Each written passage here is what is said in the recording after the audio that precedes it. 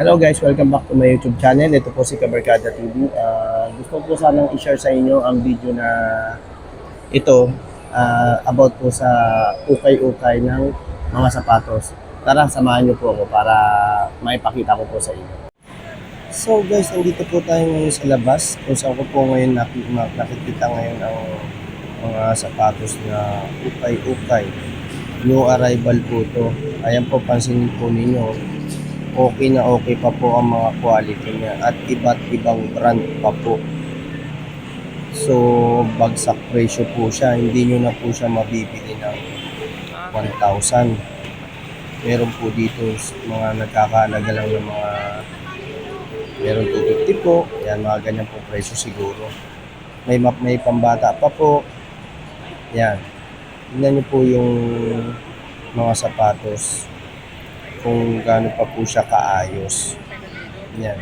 Hindi nyo na po siguro po kailangan pumunta pa ng mall o kahit saan lugar pa na o mag-online. Sa labas lang, makakakita na kayo ng maayos pa at magagandang sapatos. Ayan o, kung titignan ninyo at pagmamasdan ninyo mabuti, hindi siya yung tipong iisipin nyo na luman-luma. Kasi pag inisip natin na pag sinabing ukay-ukay ay luma dyan. Hindi yan bago.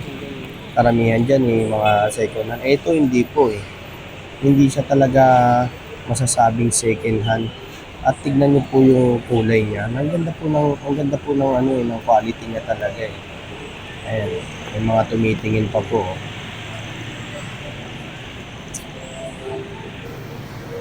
So, ang tawag din sa mga ganitong style po pag nasa labas ay mga latag din ang style po.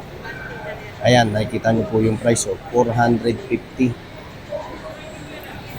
450 po, mura na yun. Yun, 200 pa oh. Oh, 500. Hindi na po siya talaga papalo ng mga 1,000 plus po. Talagang kayang-kaya po siya ng bulsa. Tingnan niyo po yan oh. Pipili na lang kayo. At pagbili ninyo, iuuwi nyo na lang.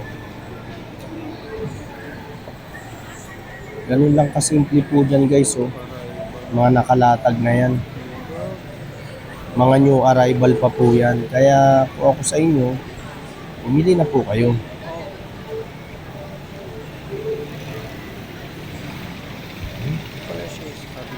At kung meron naman po sa lugar ninyo yan, naku, tiyak po, sigurado, magugustuhan nyo po.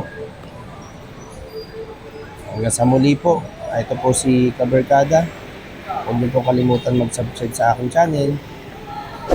Maraming salamat po.